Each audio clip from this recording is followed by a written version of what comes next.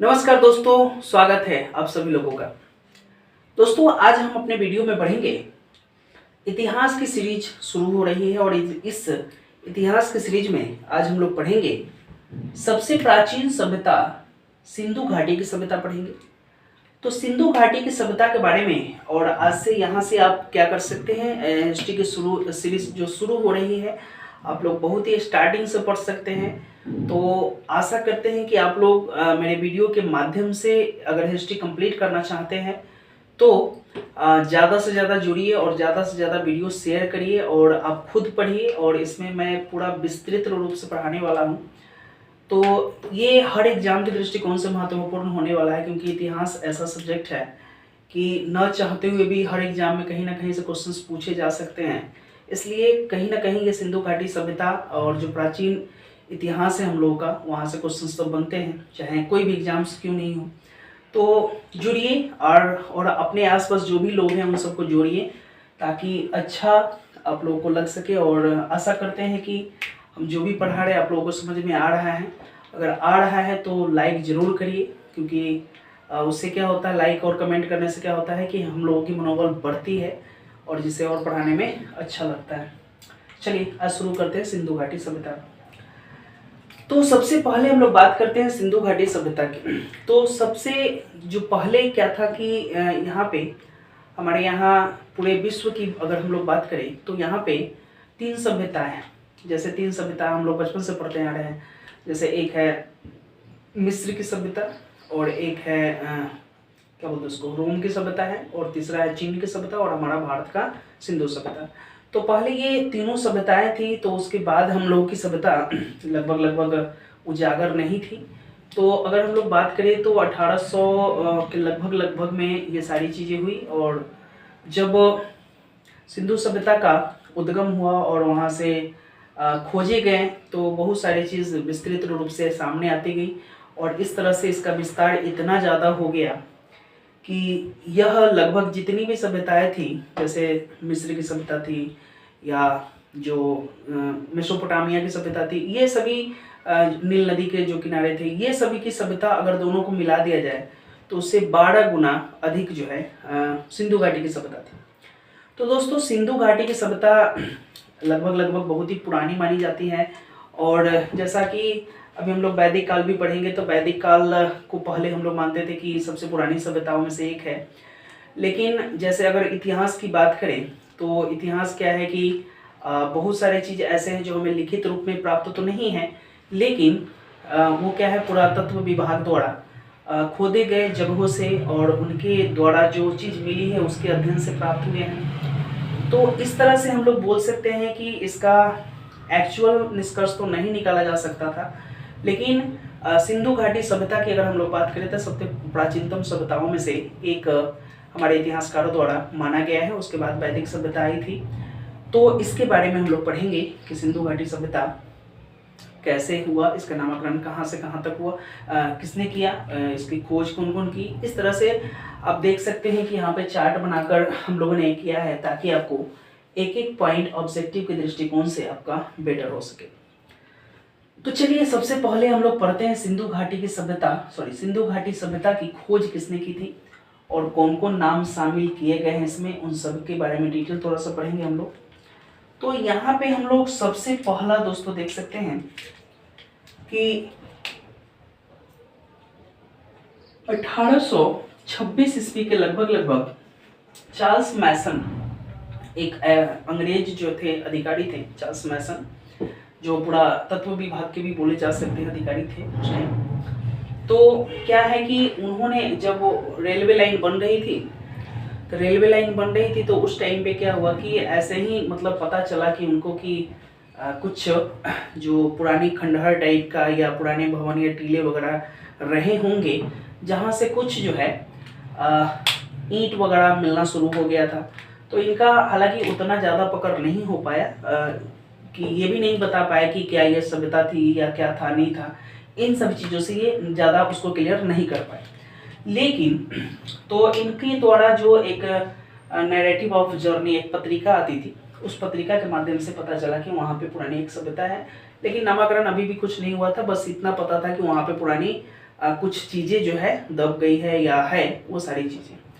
बाद में कुछ नाम इनका, ये बटन बंधु है, इनका नाम कुछ ज़्यादा उजागर हुआ।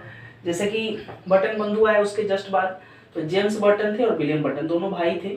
और उस टाइम पे क्या हो रहा था कि 1853 के करीब में ही इंडिया में रेलवे लाइन चलाई गई थी। तो उस टाइम पे ही ये दोनों बंधु क्या है रेलवे लाइन बना रहे थे, जो कि आपको पता है कि लाहौर से शायद कराची के बीच में बनाई जा रही थी। थोड़ा सा एक्चुअल मुझे कंफर्म नहीं है, थोड़ा सा देख लीजिएगा, शायद उसी दोनों के बीच में बनाई जा रही थी, लाहौर से कराची के बीच में।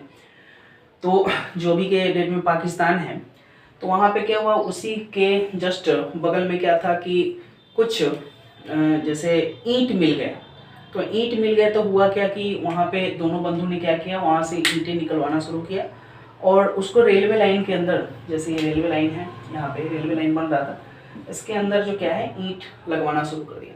तो ईंट लगवाना शुरू कर दिया, हालांकि उनको ये भी नहीं पता था कि यह ईंट किसी सभ्यता का है या किसी का है। उनको लगा कि एज एक किसी बिल्डिंग या किसी पुराने ज़माने के एक खंडहर टाइप के, वहाँ से हमें ईंटें मिलनी शुरू हो गई।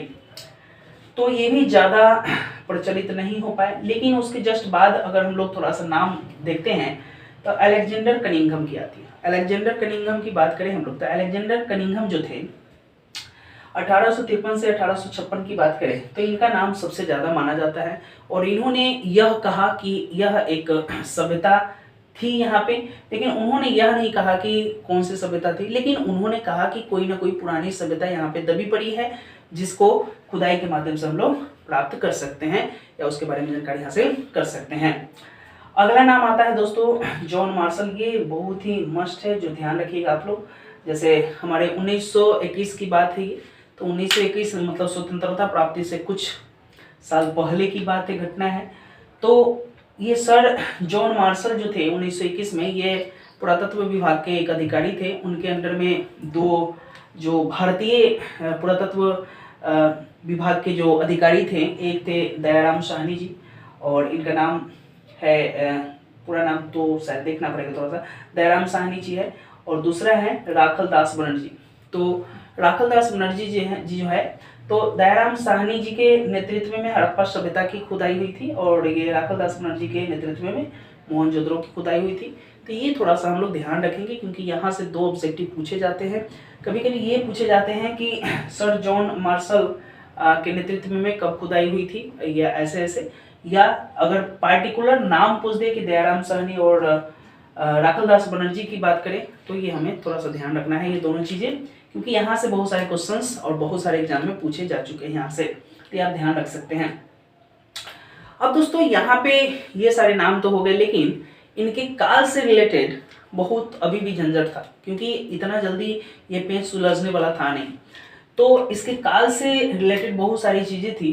तो जॉन मार्शल साहब ने, जैसे यहाँ पे जॉन मार्शल साहब भी बता सकते हैं कि पुरातत्व विभाग के अधिकारी थे, तो उनके हिसाब से, क्योंकि देखो ऐसा है कि पहले के ज़माने में जो पहले जो था, तो उस टाइम पे क्या था ना कि जो सिंधु घाटी सभ्यता थी, तो उस टाइम की कोई भी चीज़ लिखित रूप में प्रमाणित नहीं है, और ना ही कोई किसी के द्वारा लिखी गई है, या ना ही कोई उस टाइम पे भी जो लिपि लिखी गई थी तो अभी तक पढ़ा नहीं जा सका है। तो अभी तक नहीं पढ़ा जा सका था, इसका मतलब क्या है कि हमें यह भी नहीं पता है कि वो क्या लिखा हुआ है, ये सारी चीज़ें। तो क्या है कि जो भी चीज़ हमें मिले हैं, जैसे उस जगह पे खुदाई हुई क्या क्या चीज़ मिले, उसी के आधार पर हम लोगों ने ये सब चीज़ निकाला है।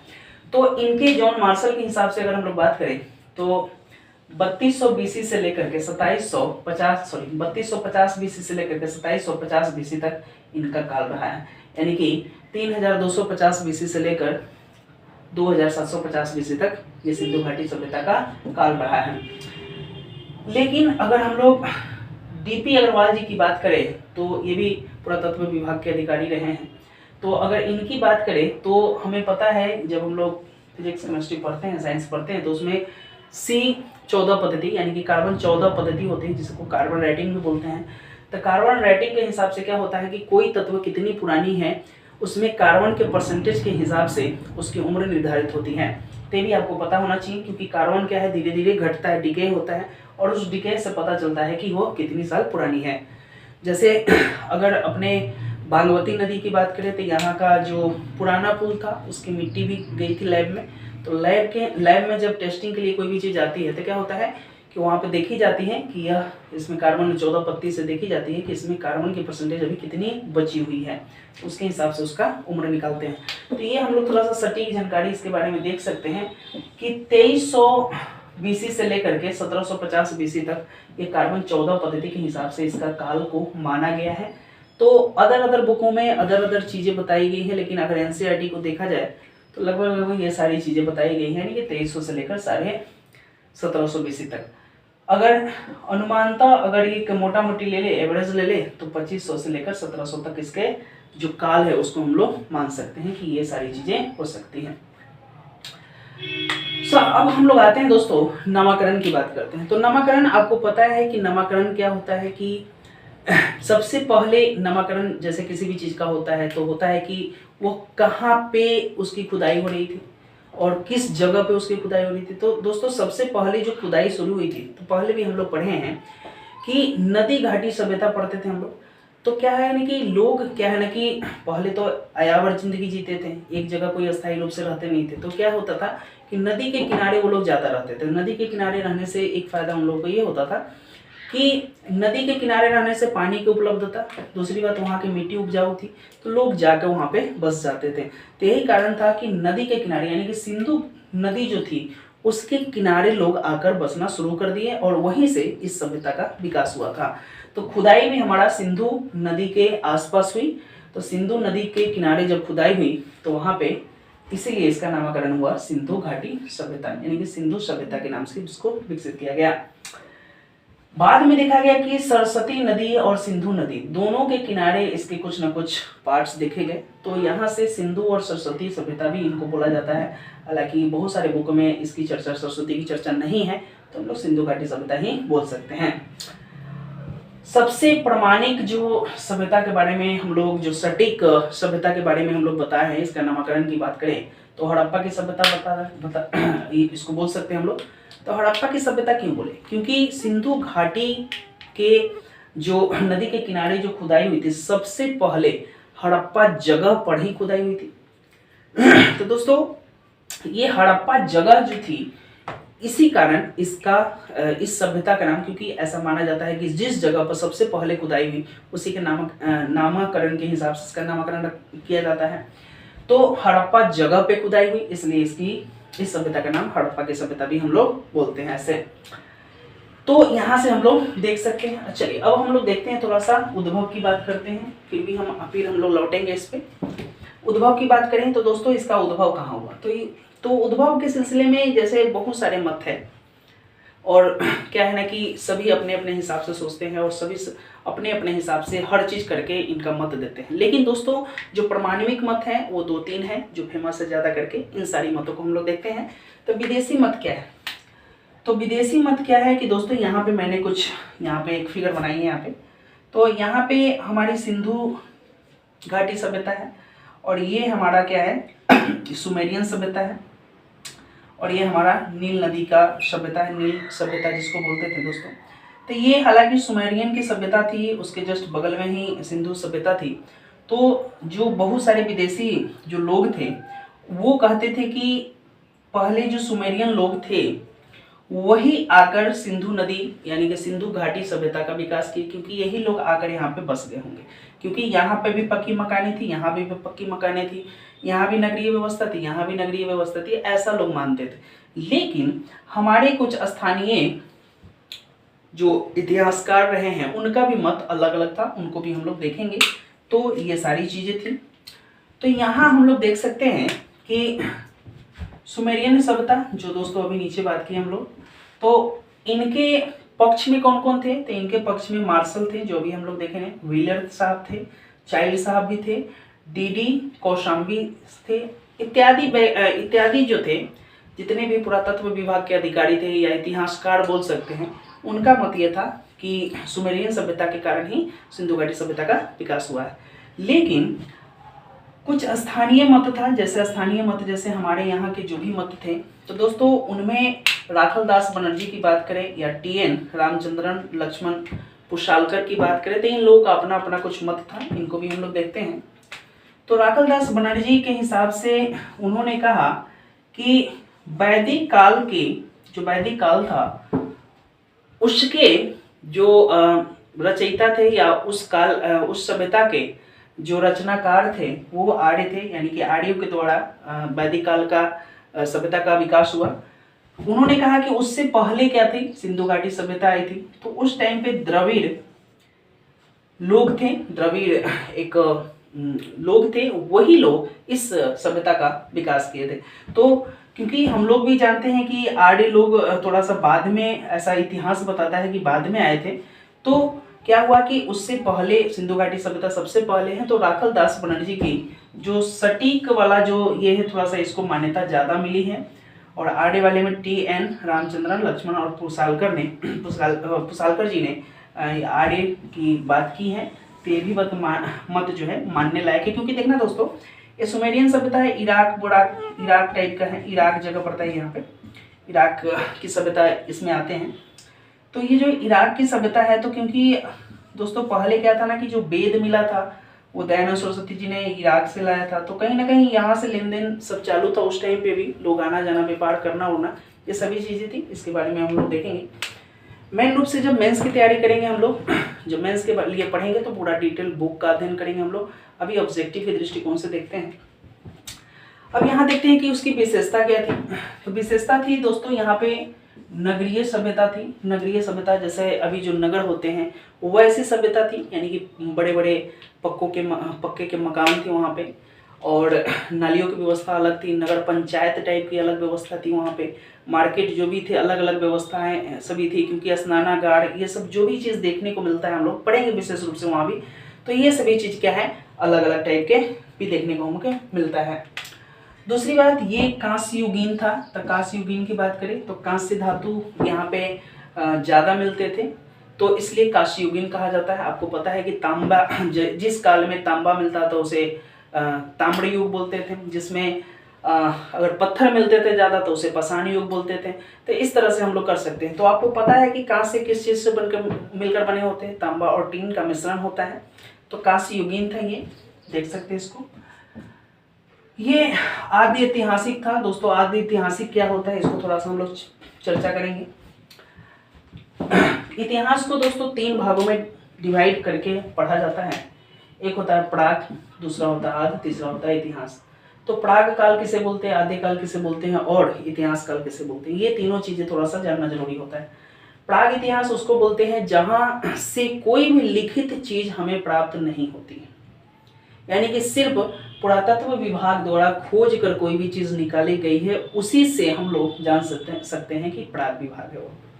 लेकिन आदि विभाग उसको कहा जाता है जहां से कुछ लिखी हुई तो प्राप्त होती है लेकिन अभी तक पढ़ा नहीं जा सका है। तो यानी कि सिंधु घाटी सभ्यता से पहले भी हम लोग दोस्तों बताए हैं कि सिंधु घाटी सभ्यता से बहुत सारी चीजें हमें प्राप्त हुई है, लेकिन अभी तक पढ़ने में उसको सफलता हासिल नहीं हुई है, इसीलिए उसे आदिकाल भी कहा जाता है। और तीसरा होता है इतिहास काल। इतिहास काल का मतलब क्या है, जो लिखित रूप में कुछ प्राप्त है उसे पढ़ने में सफलता मिल गई है। जैसे अशोक के स्तंभ के बारे में हम लोग जानते हैं कि अशोक के स्तंभ को पढ़ा जा चुका है, ठीक ना। तो इस तरह से हम लोग देख सकते हैं। चलिए, तो इसे आदि ऐतिहासिक काल भी कहा जाता है। आगे देखते हैं, शांति प्रिय सभ्यता थी, क्योंकि उस टाइम पे ज्यादा युद्ध वगैरह नहीं हुआ करते थे, क्योंकि एक ही सभ्यता थी, सभी मारा मारी नहीं करते थे, क्योंकि वहाँ पे क्या था कि कोई ना कोई किसी न किसी चीज के माध्यम से वहाँ की शासन व्यवस्था चलती होगी, तो लोग शांति प्रिय थे उस टाइम। व्यापार की प्रधानता थी। व्यापार की प्रधानता अभी देखिए दोस्तों, यहाँ से सिंधु घाटी से यानी कि सुमेरियन यानी कि इराक वगैरह या नील नदी के सब हर जगह क्या था, व्यापार का आना जाना लेन देन सभी होते रहते थे। तो व्यापार प्रधान था, इसमें लोग व्यापार ज़्यादा करते थे, क्योंकि अभी जस्ट हम लोग पढ़ेंगे कि वैदिक सभ्यता पढ़ेंगे तो उस टाइम पे पशुपालन की व्यवस्था ज़्यादा थी, कृषि की प्रधानता ज़्यादा थी, लेकिन उस टाइम पे व्यापार की प्रधानता ज़्यादा थी, ये हम लोग बोल सकते हैं। आगे है विस्तृत सभ्यता, यानी कि बहुत ही फैला हुआ सभ्यता। अभी बताया है कि दोस्तों इस दोनों को अगर मिला लिया जाए तो इसका 12 गुना अधिक है सिंधु घाटी सभ्यता। तो ये बोल सकते हैं कि विस्तृत सभ्यता है। इसका हम लोग एक चित्र भी बनाकर दिखाएंगे कि कहाँ से कहाँ इसकी सभ्यता है। आगे अगर इसकी राजनीति की बात करें दोस्तों, तो राजनीति कैसा था दोस्तों, ये अभी तक पता लगाना थोड़ा सा मुश्किल हुआ है, क्योंकि कोई भी चीज़ हमें जो भी प्राप्त हुआ है वो पुरातत्व विभाग से प्राप्त हुआ है। अभी तक कोई भी इसकी सटीक जानकारी नहीं मिल पाई है। आर्थिक तो ये हम लोग देख सकते हैं कि मुद्राएं वगैरह चलती होंगी, तो आर्थिक स्थिति में देख सकते हैं वहाँ पे व्यापार प्रधान था, तो कुछ ना कुछ लेन देन करके चलता था। तो इस तरह से हो सकता है कि सामान के बदले सामान देता हो, या मुहरे वगैरह चलती होंगी उस टाइम पे। सामाजिक, तो सामाजिक की भी चर्चा हम लोग विस्तृत रूप से नहीं कर पाएंगे, क्योंकि वहाँ पे सामाजिक ऐसा था। लेकिन सामाजिक व्यवस्था की अगर हम लोग बात करें तो एक चीज़ देख सकते थे, जैसे अब हम लोग पढ़ेंगे वैदिक सभ्यता, जब पढ़ेंगे तो वैदिक सभ्यता में हम लोग ने देखा है कि 4 वर्ण की बात कही गई है। 4 वर्ण यानी कि क्षत्रिय, वैश्य, ब्राह्मण, क्षत्रिय, वैश्य और शूद्र की बात कही गई थी। 4 वर्ण जो थे, यानी कि वो जन्म से नहीं कर्म के अनुसार से बांटा गया था। तो हमें तो पता ही नहीं है कि उस टाइम पे 4 व्यवस्था थी कि उससे भी ज़्यादा थी या उससे कम थे। लेकिन वहाँ पे एक चीज़ देखने को मिलता है, जैसे खुदाई से जो भी चीज़ प्राप्त हुआ, तो वहाँ से एक चीज़ देखने को मिला कि कुछ उच्च वर्ग होते थे। उच्च वर्ग मतलब कुछ ऊंचे किले होते थे या ऊंचे नगर होते थे। तो वहाँ ऐसा माना जाता है कि उनकी जो रहन सहन था या जो पक्के के मकान मिले थे वो काफ़ी हाई क्वालिटी के थे। तो वहाँ से हमको ये चीज़ मिलता है कि वहाँ की जो सामाजिक व्यवस्था थी वो धनी वर्ग के लिए रहा। निम्न जो नगर थे, यानी कि वहाँ पे निचली व्यवस्था के सभी लोग रहते थे। तो इस तरह से हम लोग देख सकते हैं। हालांकि मेसोपोटामिया की सभ्यता पढ़ेंगे या मोहनजोदड़ो की सभ्यता भी पढ़ेंगे तो उसमें कुछ और क्लियर आपको करते चलेंगे हम। संस्कृति क्या थी इसके बारे में भी हम लोग नहीं कह सकते हैं कि सांस्कृतिक व्यवस्था कैसी थी वहाँ पे, लेकिन जहाँ तक हम लोग ये शांति प्रिय सभ्यता रही है तो कहीं ना कहीं सांस्कृतिक व्यवस्था भी वहाँ की अच्छी रही होगी। तो दोस्तों इसका विस्तार भी हम लोग नेक्स्ट वीडियो में पढ़ेंगे। आशा करते हैं आपको समझ में आई होगी। तो तब तक के लिए नमस्कार।